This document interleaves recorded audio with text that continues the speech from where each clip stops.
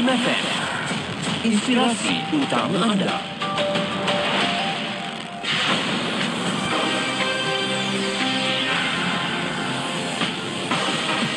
Assalamualaikum dan selamat pagi. Kembali untuk perkembangan berita jam 10 pagi. Menteri Dalam Negeri Datuk Seri Saifuddin Nasution Ismail berkata Akta Kesalahan Keselamatan Langkah-Langkah Khas 2012 SOSMA digunakan dalam kes GISP Holdings Sendirian Berhad GISPH kerana ia melibatkan jenayah serius seperti pemerdagangan orang.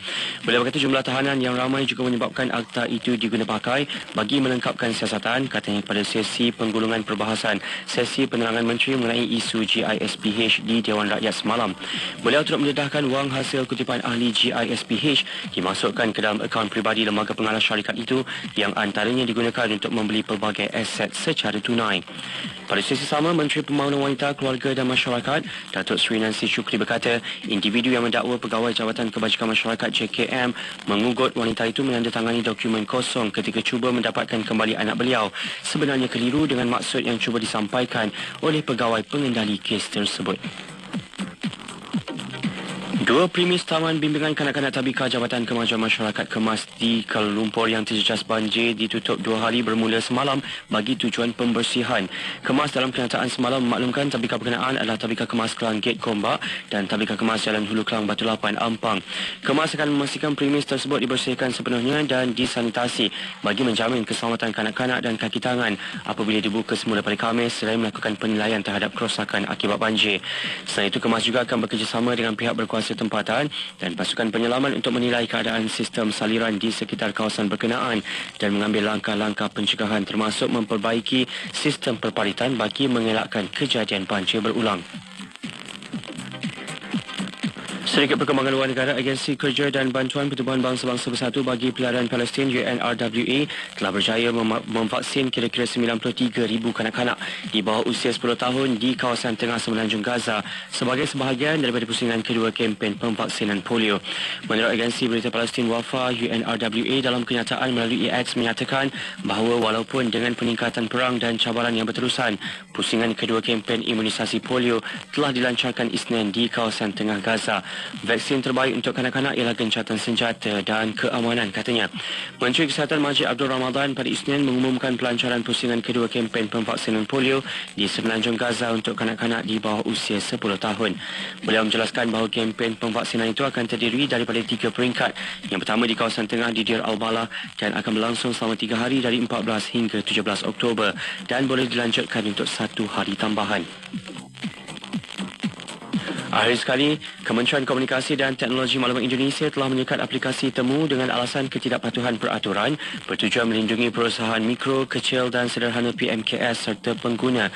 Jurucakap Prabu Nindya Revta Revolusi menjelaskan bahawa temu sebuah pasaran dalam talian dari China yang menghubungkan produk secara langsung dari kilang kepada pengguna telah menimbulkan kebimbangan mengenai potensi penetapan harga pemangsa dan lambakan harga.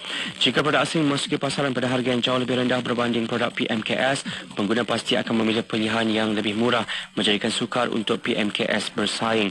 Menurut Prabu Nindya dalam satu kenyataan, beliau menegaskan bahawa temu tidak berdaftar sebagai operator sistem elektronik ESO di Indonesia bermakna ia beroperasi secara haram dan gagal mematuhi peraturan percukaian. Untuk itu sekian berita, saya Faiz Sajid Osman. Assalamualaikum dan salam hormat. Laporan berita tadi dari sumber bernama Kementerian Perdagangan Dalam Negeri dan Kos Sara Hidup KPDN sedang mengadakan program jualan Rahmah Madani di semua kawasan Parlimen dan Dewan Undangan Negeri. Anda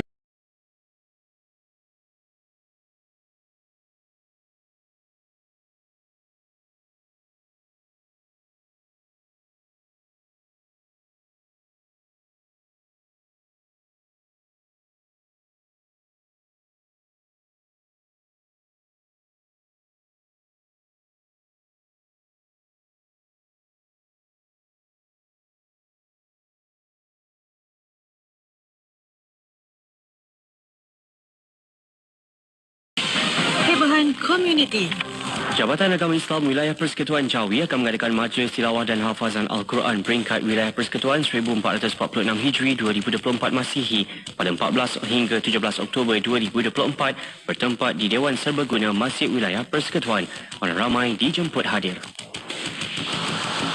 اللهم إنا نجعلك في نحور أعدائنا ونعوذ بك من شرورهم اللهم بدد شملهم وفرق جمعهم وشتت كلماتهم وزلزل أقدامهم وسلط عليهم كلبا من كلابك يا قهار يا جبار يا منتقم يا الله يا الله يا الله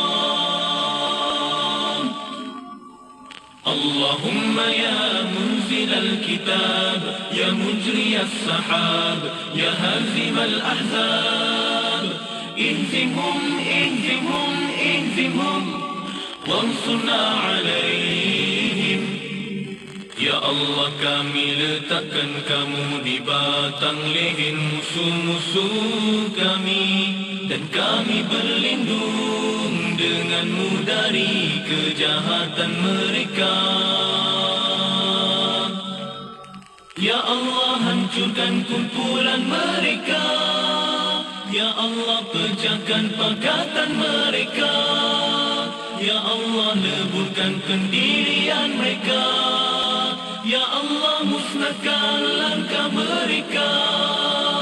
Cengkamkan anjing-anjingmu kepada mereka. Ya Allah yang maha memaksa, Ya Allah yang maha perkasa, Ya Allah yang maha membalas, Ya Allah.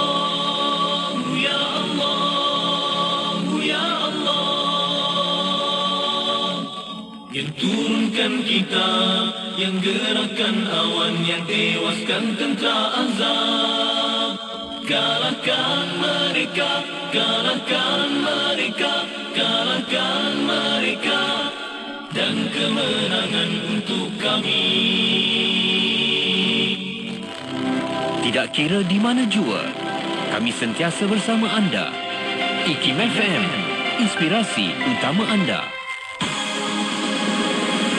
Selami ilmu untuk kehidupan kita seharian. Bersama Syafiq Saleh di Inspirasi Ilmu. IKIM FM, inspirasi utama anda. Inspirasi utama anda hanya di IKIM FM. Assalamualaikum warahmatullahi wabarakatuh. Selamat pagi. Saya Syafiq Saleh. Kita buka tirai pertemuan untuk Inspirasi Ilmu. Apa khabar untuk anda yang dengar di mana saja berada? Di pejabat, di rumah, dalam kenderaan, maupun yang dengarkan dekat talian kita, dekat laptop, telefon pintar tu di hujung sayup-sayup, dengar sambil buat kerja. Syukur. Kita nak mulakan yang baik-baik hari ini kan? Apa yang anda lakukan? Doa saya kepada anda semoga dipermudahkan segala urusan, dapat manfaat yang sebanyak. Amin. Okey, sentiasa bersemangat sebab nak jadi orang semangat ni bukannya perlu hebat tetapi perlu beri manfaat. Ini yang penting sebab kita adalah hamba Allah yang sentiasa nak kekalkan takwa. Paling penting bila kita buat yang terbaik di sisi Allah, Allah akan kurniakan pelbagai nikmat-nikmat yang hebat. Ni baru jadi orang hebat kan? Masya-Allah. Jom sama-sama kita buat yang terbaik. Amin. Okey. Jom. Selepas ni kita ada perkongsian rancangan Qalbun Salim. Kita nak belajar tentang ilmu tasawuf. Dalaman kita ni, hati yang bersih, jiwa yang baik. Okay, kita akan belajar tentang bab-bab berikut. Dan kita nak berhibur seketika. Jom kita buka tirai bersama dengan Saujana dan juga Siti Nordiana, Keluarga Bahagia. Terus kekal bersama IKIM FM, inspirasi utama anda.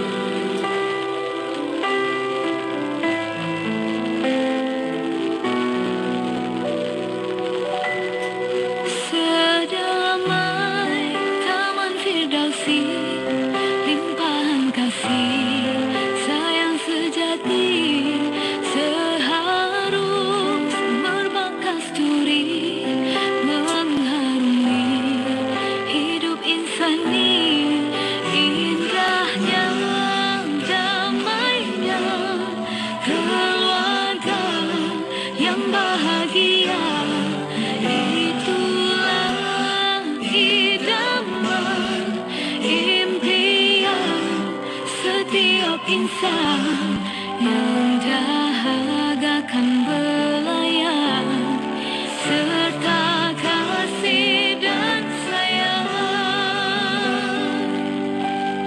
Ketika insan lain berbahagia bersama keluarga, namun kita masih meniti titian rapuh perhubungan. Mengapa kita terpisah daripada rahmatnya? Mungkinkah kita seringkali melupakannya?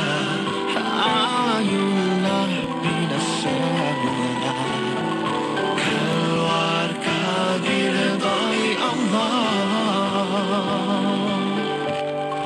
Oh ayah, oh ibu, dengarlah rintihan dan luahan hatiku yang dahaga kasih.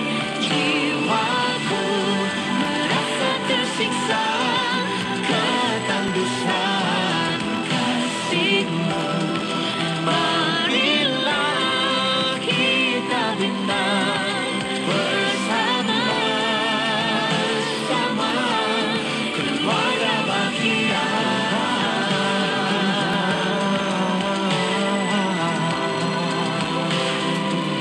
Keluarga bahagia.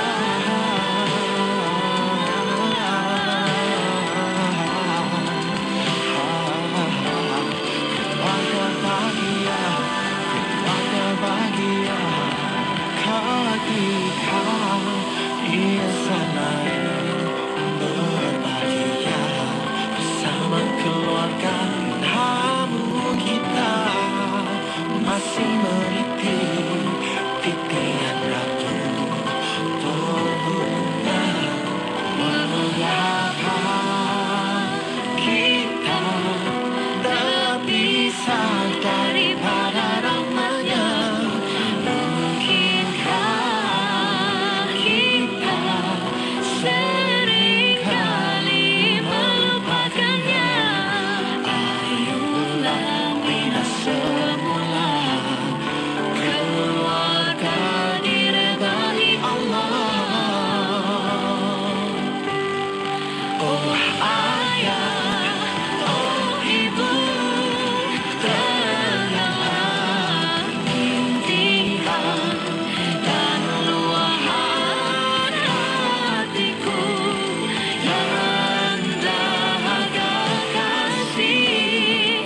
Jiwaku merasa tersiksa ketandusan Kasihmu, marilah kita bina bersama-sama keluarga bahagia.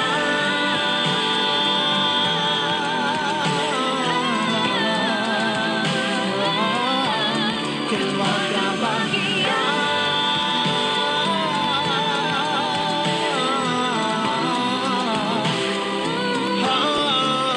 Keluarga bahagia. keluarga bahagia, keluarga bahagia, keluarga bahagia.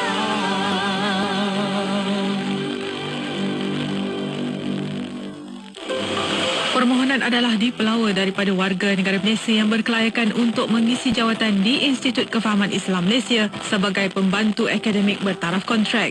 Jawatan adalah bertaraf kontrak selama 1 tahun. Keutamaan akan diberikan kepada calon-calon yang mempunyai kemahiran seperti berikut: berkelulusan sekurang-kurangnya sarjana muda dalam bidang pengajian Islam, usuluddin, syariah, sejarah dan tamadun Islam, Al-Quran dan Al-Sunnah, berlatar belakang dalam akademik atau pengalaman kerja dalam bidang sains, perpustakaan dan pengurusan maklumat, serta boleh menguasai bahasa Arab dan bahasa Inggeris. Antara bidang tugas ialah mengenal pasti dan memuat turun bahan-bahan bidang etika dalam pangkalan data yang dilanggan oleh PITAS mengikut kerangka kertas cadangan pemantapan koleksi khas etika dan memuat naik bahan-bahan bidang etika yang telah dikenal pasti ke dalam sistem IDAM. Kemukakan permohonan anda ke alamat email perpustakaan@ikim.gov.my sebelum atau pada 18 Oktober 2024. Untuk maklumat lanjut layari www.ikim.gov.my.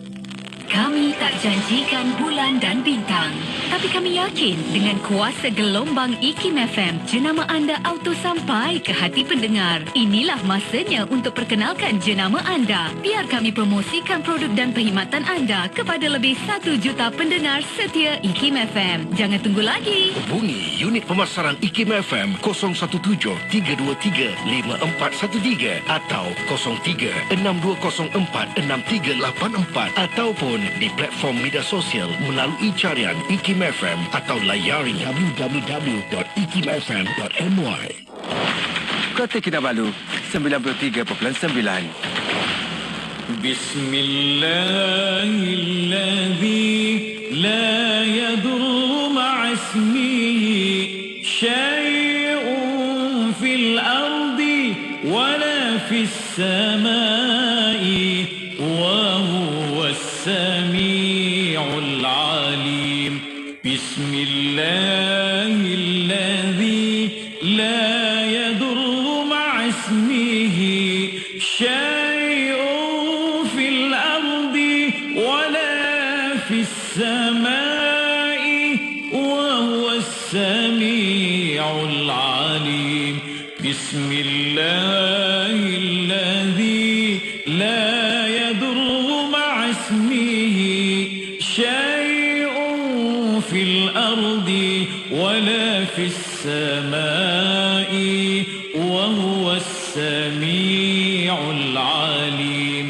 Bismillahilladzi la yadur ma'asmihi syai'un fil ardi wala fis samai wa huwas sami'ul alim.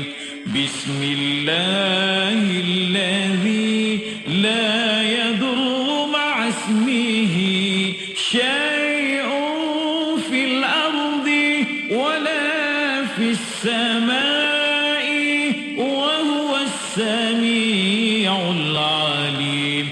Bismillahilladzi la yadur ma'asmihi syai'un fil ardi wala fis samai wa huwas sami'ul alim.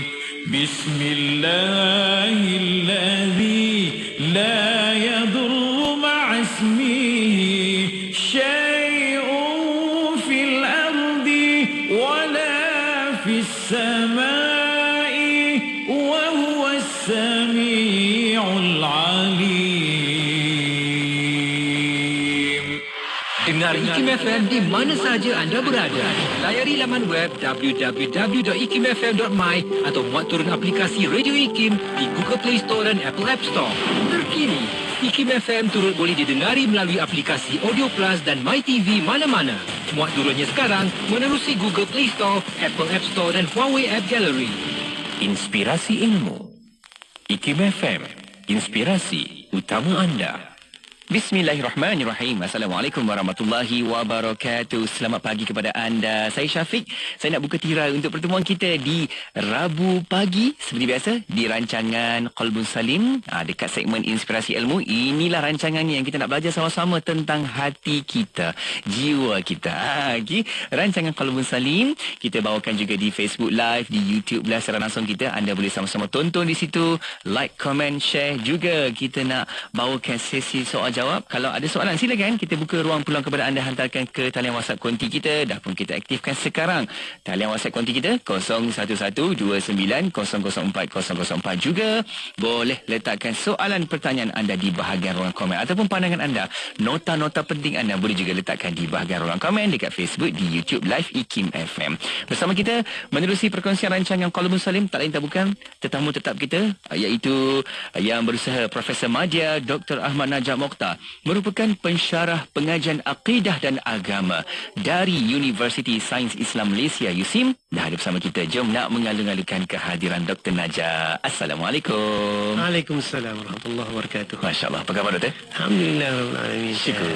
Sihat seadanya. Masya-Allah. Yang penting doktor kekal senyum, maintain setiap minggu. Kita harap juga semuanya sihat hari ini. Amin. Kan kurang sihat, kita harap sihat. Doakan dapat penawar syifanya, dipermudahkan, diberikan kesihatan yang terbaik insya-Allah. Tapi kalau doktor minggu-minggu yang sekarang ni nampak lebih banyak ni. Katanya semester dah bermula. Kan. Banyak kelas ni. Ya, betul. Kelas kali semester ni berbelas rasanya. Ya, betul. Kan. Doakanlah semoga dipermudahkan urusan insya-Allah doktor. Baik. Kita pun berada juga di kelas kita dekat IKIM FM doktor, sebab kita nak buka lagi perkongsian rancangan Qalbun Salim. Pada kali ini kita nak bincang tentang berwaspada dengan akhlak. Okey, kalau tengok kita berakhlak baik ataupun berakhlak kurang baik, kenapa kita kena berhati-hati, waspada?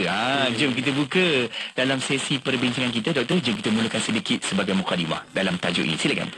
Baik, auzubillahi minasyaitonirrajim. Bismillahirrahmanirrahim. Alhamdulillah, wassalatu wassalamu ala Rasulillah wa ala alihi wa sahbihi wa man wala. اللهم نور قلوبنا بنور هدايتك كما نورت أرضا بنور شمسك أبدا أبدا برحمتك يا أرحم الراحمين. اللهم صل على سيدنا محمد طب القلوب ودوائها وعافية الأبدان وشفائها ونور الأبصار وضيائها وعلى آله وصحبه وبارك وسلم تسليما كثيرا. أما بعد، السلام عليكم ورحمة الله وبركاته. Yang saya muliakan Tuan Syafiq, DJ kita pada pagi ini, para pendengar, para penonton yang dikasihi Allah Subhanahu Wa Taala. Pada sesi kali ini kita insya-Allah akan bincangkan tentang keperluan kita untuk kita berhati-hati walaupun kita dah berakhlak baik, seperti mana yang kita sebutkan tadi. Walaupun kita dah berakhlak baik ataupun walaupun kita tak cukup baik kan, ataupun masih lagi dalam tu, kita kena berhati-hati dengan akhlak kita. Kerana akhlak ini sebenarnya berasal daripada hati, penonjolan kita dalam tindak tanduk kita, perbuatan kita, perkataan kita, lengguk badan kita, semuanya datangnya daripada hati. Sebab itu Nabi bersabda, innamal a'malu binniyat. Sesungguhnya setiap pekerjaan, tindak tanduk kita itu bermula dengan niat. Ada niat maka adalah berlaku sesuatu. Tak ada niat, dia panggil tak sengaja. Dia tak ada istilah akhlak ni tanpa sengaja. Kita nak buat baik, tak ada istilah tak sengaja. Ataupun buat jahat, tak sengaja kan. Jadi kalau yang tak sengaja itu tak dikira sebagai perkara yang ditaklif ataupun yang dipertanggungjawabkan ataupun yang dihukum oleh Allah Subhanahu Wa Taala, seperti mana yang telah kita sebutkan sebelum ini mengenai hadis yang menyatakan bahawa rufi'al qalam an thalath. Maksudnya Allah Ta'ala tidak akan mengenakan hukuman ataupun tidak menulis dosa kepada tiga kumpulan orang ini. Yang pertama ialah orang yang tersilap, silap. Al-khata'u wan nisyan wa mastakrahu alaih. Yang keduanya lupa semayang kita terbih, semayang terbih rakaat ataupun tertinggal semayang sebab tertidur dan sebagainya, dipanggil lupa. Jadi lupa tak dikira, Allah Ta'ala tak kira. Kemudian yang ketiganya ialah orang yang dipaksa. Orang dipaksa pun juga tak dikira sebagai perkara yang sama ada baik atau buruk yang dilakukan. Sebab itu adalah luar daripada kehendak sendiri. Maka Allah Subhanahu Wa Taala mengira akhlak yang baik itu adalah akhlak yang kita bertindak dengan sengaja. Kita ada pilihan nak buat baik ataupun tak nak buat baik. Sepanjang perbincangan kita sebelum ini berkaitan dengan akhlak mazmumah kita panggil, ataupun akhlak yang jahat, ataupun sifat hati yang jahat, yang sebelum kita masuk kepada perbincangan kita pada hari ini, kita telah membincangkan satu persatu 10 perkara yang melibatkan akhlak ini. Bukan bermakna 10 perkara itu adalah 10 sahaja akhlak yang jahat. Banyak lagi akhlak-akhlak jahat ataupun sifat-sifat hati yang jahat yang kita tak sentuh. Tetapi 10 perkara yang kita sebutkan, antaranya bakhil kan, sifat riak, ujub, takabur kan. Semua yang kita sebutkan itu berkait rapat di antara satu sama lain. Bila kita kata dia berkait rapat antara satu sama lain, maka penyakit tersebut tak bolehlah dihindari, melainkan kita kena hindarkan semua sekali. Samalah juga dengan penyakit-penyakit lain. Kita ada penyakit hasad kan. Contohnya penyakit hasad, penyakit riak, dia berkait. Orang yang riak kerana apa? Dia rasa dia nak lebih daripada orang lain. Kemudian bila dia tak boleh lebih daripada orang lain, dia dengki. Dia begitu, dia berkait rapat. Bila dia berdengki, mulalah tindak tanduk dia itu akan memberikan kesan kepada dirinya sendiri sebenarnya yang tanpa dia sedari, dan juga kepada orang lain.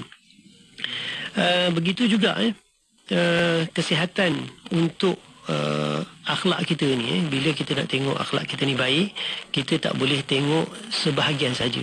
Kita kena bentuk akhlak kita ini dengan pembentukan keseluruhan. Contohnya kita ada penyakit hasad, riak, tapi masalah ujub tak ada. Contohnya kan, masalah ujub, masalah bakhil tak ada kan.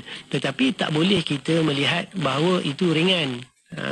Kita kena hapuskan juga. Sama juga perumpamaan yang selalu Imam Ghazali sebut. Dia kata kalau kita mempunyai anggota tubuh badan, kita kena pastikan kesihatan kepada tubuh badan kita keseluruhan. Takkanlah kita kata, oh muka saya baik, tangan saya baik, kaki sebelah sakit. Tak boleh. Dia tak kira kesempurnaan dalam kesihatan. Jadi begitu juga akhlak.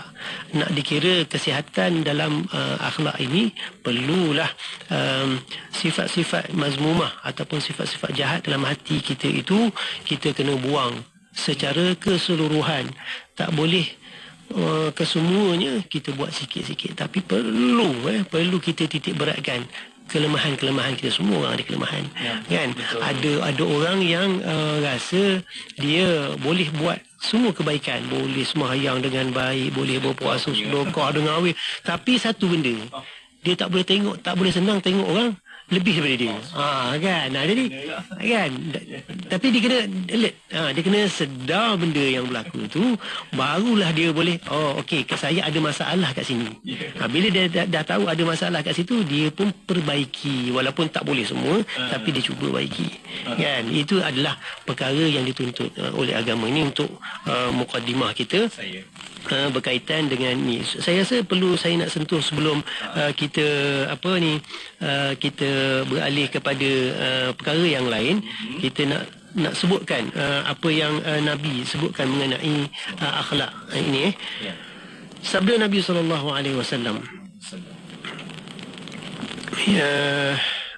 afqalu ma yudha fil mizan khuluq hasan. Yang paling berat timbangannya di akhirat nanti adalah akhlak yang mulia. Allah Subhanahu wa taala menyebutkan qad aflaha man tazakka wa dzakara isma rabbih fasalla. Sangat baik ataupun sangat cemerlang, bahagia bagi orang yang hendak membersihkan jiwanya. Dan itu menunjukkan bahawa akhlak itu datangnya daripada perbuatan ataupun kesedaran yang menyeluruh untuk kita perbaiki diri kita.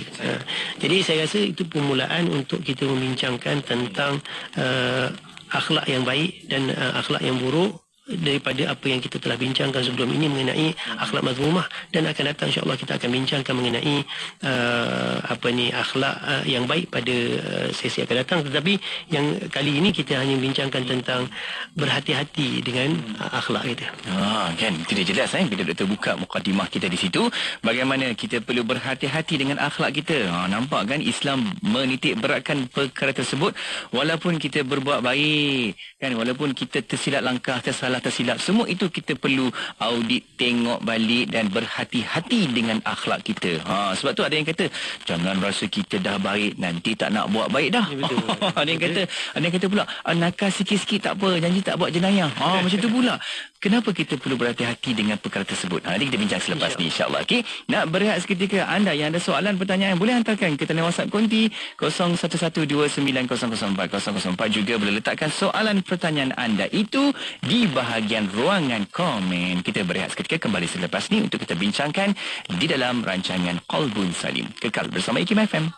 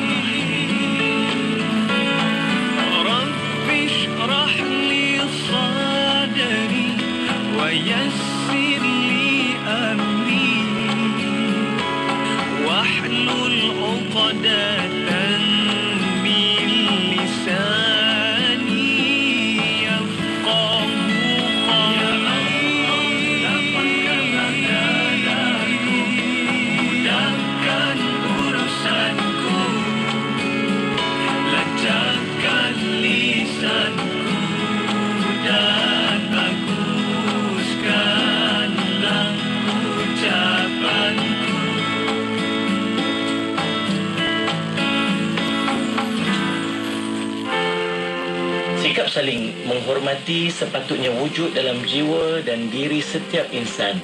Jangan kerana sedikit perbezaan akan menyebabkan kita saling menjauhi dan saling berbalah. Sepatutnya perbezaan yang wujud di antara kita akan menyebabkan kita saling melengkapi. Pesanan kasih sayang daripada saya, Ustaz Haji Jafri bin Abu Bakar Mahmudi. Miri 104.0. Kembali bersama IKIM FM, inspirasi utama anda. Saya Syafiq Saleh. Jom nak teruskan lagi perkongsian kita, bicara kita, kelas kita dalam rancangan Qalbun Salim, bicara tentang hati ni. Jom kita nak sama-sama dengarkan perkongsian dengan Profesor Madya Dr. Ahmad Najah Mokhtar, merupakan pensyarah pengajian akidah dan agama Universiti Sains Islam Malaysia USIM. Jom tonton di Facebook juga di YouTube live IKIM FM sambil mendengar, sambil menonton, insya-Allah sama-sama kita serap menyerap ilmu yang bermanfaat. Cerita kita hari ini bincang tentang berwaspada dengan akhlak. Masya Allah. Orang kata, doktor, kalau satu-satunya agama yang membincang tentang akhlak ni sedalam-dalamnya, sehalus-halusnya, dah buat baik pun kena hati-hati juga. Kenapa kita sedemikian? Yalah kan mungkin kita manusia ada kelemahan, kan, tersilap tersalah tu biasa kan. Apatah lagi kita perlu berhati-hati dalam semua aspek kita. Baik, nak teruskan lagi bincang, doktor. Silakan. Baik, bila kita sebut tentang waspada dengan akhlak ni, bermakna kita walaupun kita berakhlak baik sekalipun kita kena hati-hati. Orang kata buat baik apa? Berpada-pada kan. Buat jahat jangan sekali. Jangan buat jahat. Jangan buat langsung lah sebenarnya. Bukan tak boleh buat sekali, 2 kali, 3 kali boleh. Jangan buat. Jadi itu sebenarnya pepatah yang digunakan, yang orang lama gunakan. Betul. Supaya kita tak terjebak dengan perkara-perkara yang dikira sebagai membazir. Membazir contohnya macam kita bersedekah kan. Ya. Walaupun kita bersedekah, tapi kita kena bersedekah mengikut kemampuan kita, mengikut kadarnya kan, mengikut apa yang disuruh oleh agama kan. Tak boleh kita bagi, ada duit tu bagi macam Sayyidina Abu Bakar. Dia kata saya nak buat macam Sayyidina Abu Bakar kan. Bila Rasulullah minta bantuan, Sayyidina Abu Bakar bagi semua sekali yang ada kan. Jadi bila Sayyidina Abu Bakar bagi yang ada semua sekali, Rasulullah SAW tanya, apa yang kau tinggal untuk keluarga kau? Lalu Sayyidina Abu Bakar kata, aku tinggalkan Allah dan Rasul. Rasulullah tak ada komen, tak ada apa. Itu tahap Sayyidina Abu Bakar. Tapi bila sampai Sayyidina Umar, dia tahu Sayyidina Abu Bakar menderma semua sekali harta, dia pun nak macam tu. Sebab para sahabat dia berlumba-lumba nak buat baik kan. Lalu Rasulullah tanya, apa yang kau tinggal kepada keluarga kau? Tak ada. Rasulullah kata tak boleh, kau kena tinggalkan sesuatu. Lain, iman tahap, iman tu berlainan kan. Begitu juga dengan para sahabat yang lain. Ini bermakna ada tahap keimanan yang tertentu bagi seseorang, bagi individu. Tetapi secara umumnya ulama telah meletakkan garis panduan apabila kita nak melakukan kebaikan, bersedekah dan sebagainya, hendaklah kita tahu kadarnya macam mana dan macam mana kita nak membantu orang lain. Itu daripada satu sudut lah. Apa yang saya nak kaitkan dengan kebaikan ataupun keburukan ini, sebenarnya dalam perbincangan mengenai akhlak ini, Imam Ghazali selalu menyebutkan bahawa dalam kita menjalani kehidupan kita, dia ada bentuk yang zahir, bentuk yang batin. Bentuk yang zahir itu disebutkan sebagai al-khalq, makna gambaran luar. Al-khalq itu gambaran luar. Sementara yang dipanggil khuluq itu adalah gambaran yang dalam kita. Gambaran dalam kita.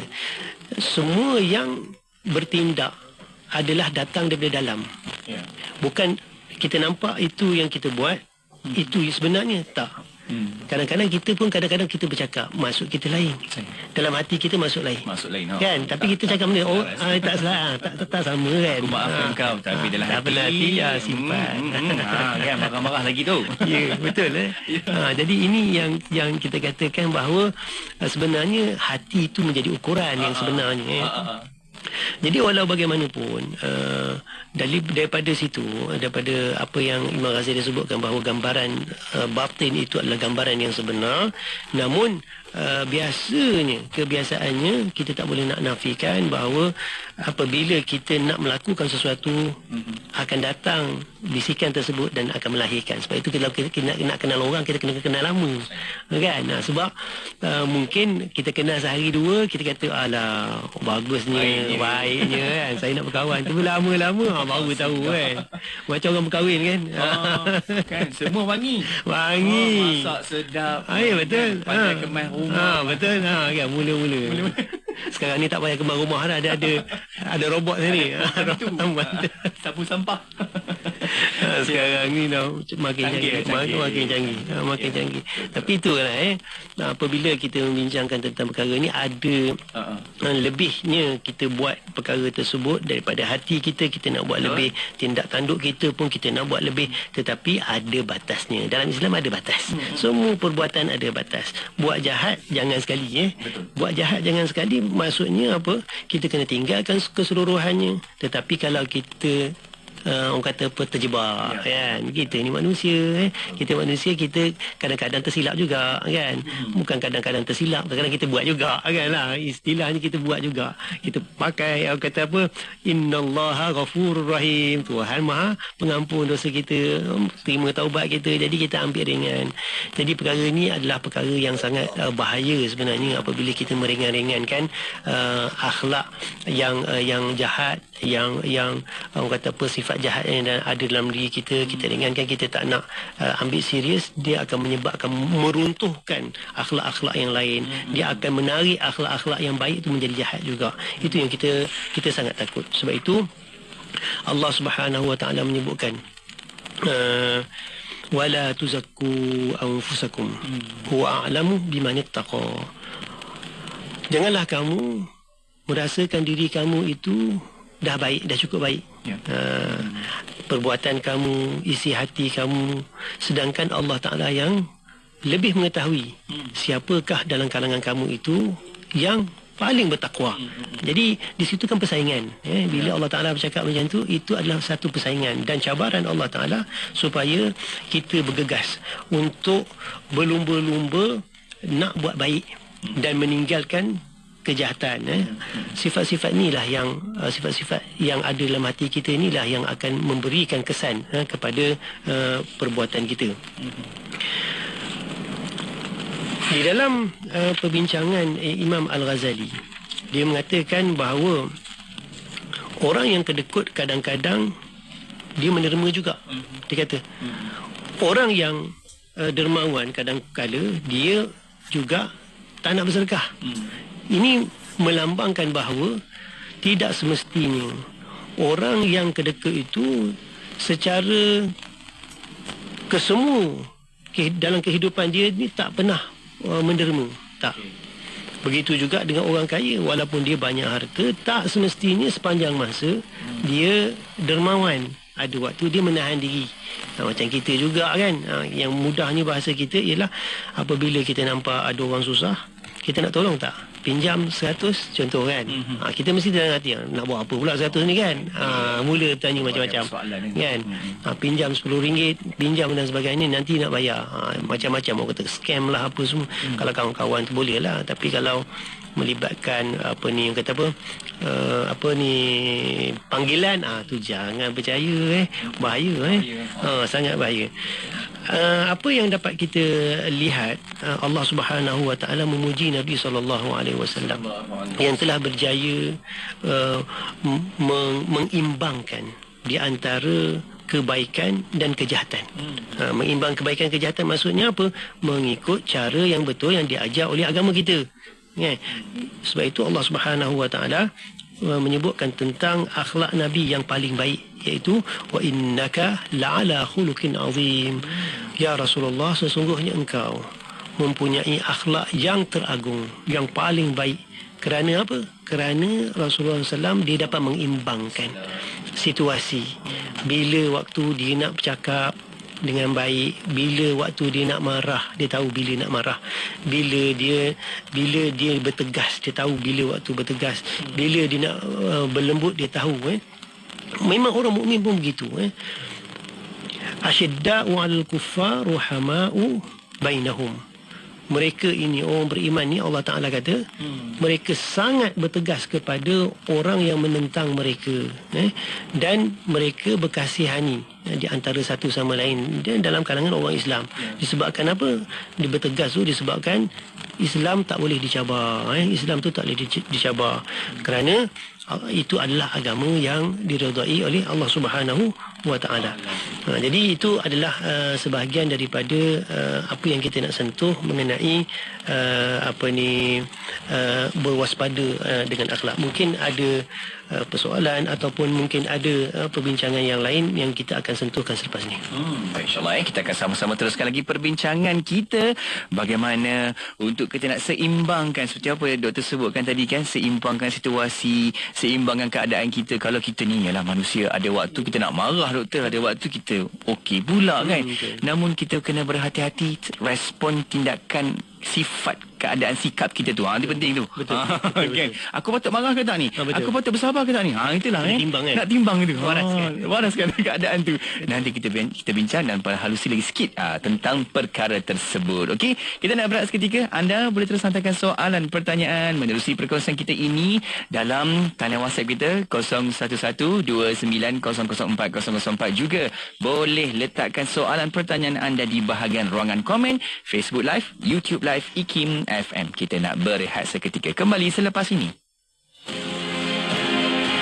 IKIM FM memberi anda pengisian terbaik di waktu pagi bersama Taizo Alexander dan Pian di Inspirasi Pagi setiap Isnin hingga Jumaat 6 hingga 10 pagi supaya ramai orang boleh dapat manfaat dia. Jadi kita susun balik nombor 1 pintu solat, yang kedua pintu jihad, diiringi dengan lagu-lagu nasyid terbaik di Malaysia.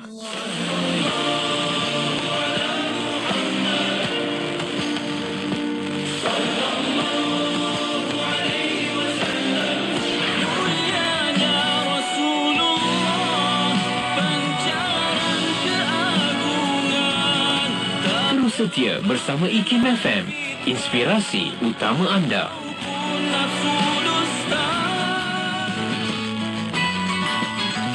Siapakah dia insan yang paling mulia dibandingkan dengan para anbiya dan para rasul? Nabi-nabi dan para rasul juga bekerja.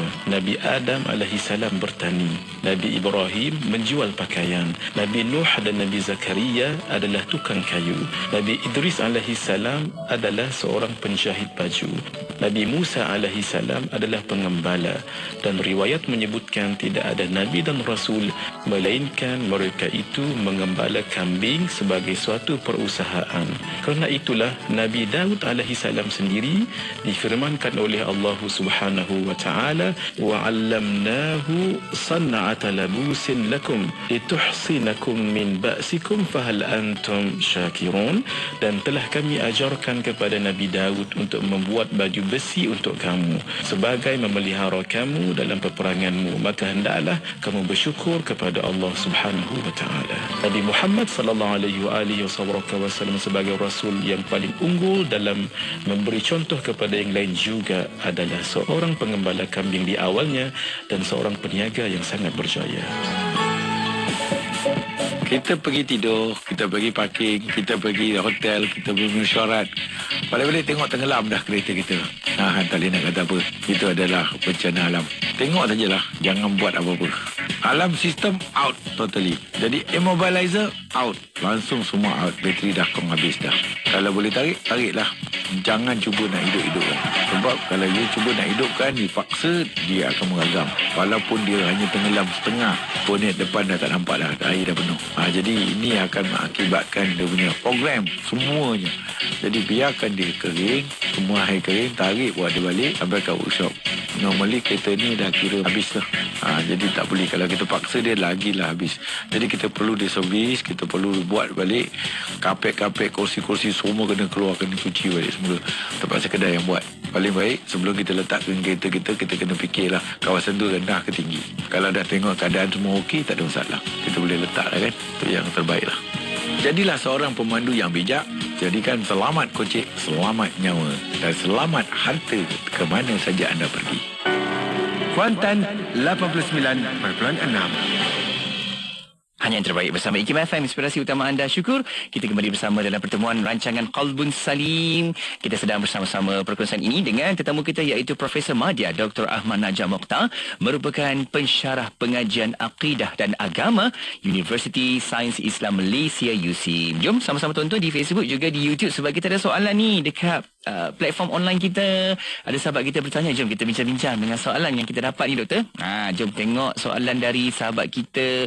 Nama Facebooknya Ismail Haji Osman bertanya, doktor, macam mana insan yang dikurniakan akhlak secara inborn, penyabar, bersopan berbanding kami yang terpaksa menuntut dan mencari ilmu untuk elak sifat mazmumah seperti kedekut, pemarah dan sebagainya. Bagaimana doktor?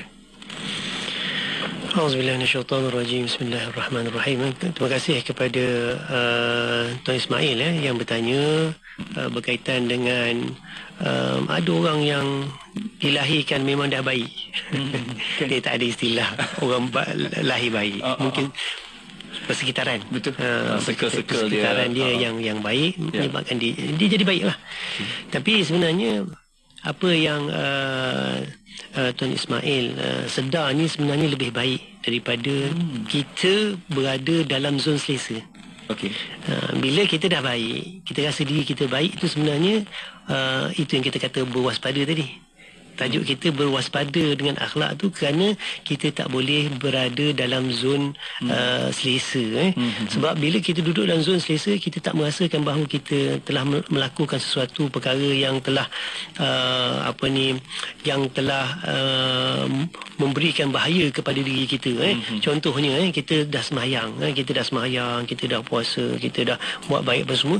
Bila kita tengok orang yang tak sembahyang, bila kita tengok orang tak berpuasa, orang melakukan maksiat, kita meletakkan mereka itu di bawah darjat yang lebih rendah daripada kita. Ini yang dikatakan bahawa orang yang rasa dirinya hina lebih mulia daripada orang yang merasakan dirinya lebih baik. Sebab itu Allah Subhanahu wa taala menyebutkan, am naj'alul ladzina amanu wa 'amilus solihat kal mufsidina fil ard. Adakah patutkah kami menganggap orang-orang yang beriman dan mengerjakan amal yang soleh sama dengan orang yang melakukan kerosakan muka bumi? Itu menunjukkan bahawa yang baik dia jadi baik, yang tak baik itu memang tak baik. Tapi kalau ada perasaan bahawa kita memang dah baik, itu akan mengurangkan usaha kita untuk memperbaiki kekurangan yang ada pada diri kita. Kita ni sepanjang hayat kita memang kita perlu perbaiki diri kita. Tak ada manusia yang sempurna melainkan Nabi SAW yang diangkat darjatnya kepada darjat yang lebih baik. Sementara kita sebagai umat Nabi yang sentiasa melakukan dosa, yang sentiasa terjebak dengan perkara-perkara yang dilarang oleh Allah Subhanahu wa taala, yang tak dapat nak kawal diri, maka kita hendaklah sentiasa berhati-hati dengan akhlak kita. Walaupun baik tak semestinya baik, walaupun jahat tak semestinya jahat. Dia kadang-kadang lebih baik orang yang merasakan dia ni banyak dosa, macam Tuan Ismail ni kata kita kena belajar berilmu untuk tahu sifat-sifat ni. Ada orang tahu tentang berkata benar, memang berkata benar itu secara umumnya semua orang faham benda yang sama. Tetapi dalam Islam berkata benar itu ialah secara mutlak, ataupun tak boleh langsung tipu. Tak boleh langsung tipu. Kalau tipu itu dah dikira kesalahan dalam agama. Dia tak ada istilah macam saya nak tipu sunat lah. Dia tak ada kecuali dalam peperangan dalam yang musuh kita ada situasi-situasi yang tertentu kita nak berdamai contohnya kan. Perlukan meraih simpati daripada pihak-pihak tertentu untuk kita meleraikan perbalahan dan sebagainya. Itu yang kita dah bincangkan sebelum ni. Sementara kalau kita berpada ataupun mencukupi dengan akhlak yang kita ada, kita rasa kita bagus, itu sangat bahaya. Itu sangat bahaya. Jadi saya ucap tahniahlah kepada Tuan Ismail. Walaupun dia nampak ada orang yang baik, dia nak buat macam orang tu sebenarnya. Dia ada rasa nak buat. Itu baik, lebih baik. Maknanya nak memperbaiki diri kita. Betulkan balik. Ya, betul. Lumba-lumba cari kebaikan ni. Betul. Kita tak memarah. Tetapi pada masa yang sama mungkin ada sifat-sifat yang kurang pada diri kita. Betul. Tak ada orang sempurna lah. Tak ada orang sempurna kan. Tak ada perfect. Salah silap kita. Memang itu semua akan berlaku. Cumanya kita ke arah untuk memperbaiki diri kita. Itu orang yang paling baik adalah orang yang sentiasa nak memperbaiki diri kita. Dan Allah Subhanahu wa taala menyebutkan bahawa apa yang kita usahakan itu adalah balasan yang kita akan perolehi. Wa anna laysa lil insani illa ma sa'a. Dan bahawa seorang manusia itu tidak memperolehi selain daripada apa yang diusahakan. Maksudnya apa yang dia buat itu yang dia dapat. Kalau dia buat baik itu yang dia buat dapat. Kalau dia buat jahat itu yang dia dapat. Kena pula perbuatan hati. Mana kita tahu? Kan? Mana kita tahu orang tu bersedekah, betul ke dia bersedekah?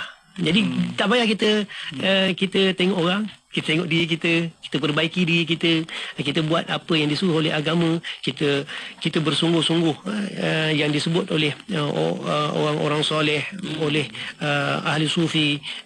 Imam Ghazali juga menegaskan bahawa cara untuk kita memperbaiki diri kita ni, ataupun untuk kita memastikan bahawa kita ini seimbang, baik, buruk dan sebagainya itu, supaya kita tidak keterlaluan, maka kita perlulah yang melakukan apa yang disebut sebagai mujahadah, bersungguh-sungguh untuk buat baik, bersungguh-sungguh untuk meninggalkan kejahatan, dan juga dipanggil riyadah, bersungguh-sungguh mujahadah. Riyadah ni latihan.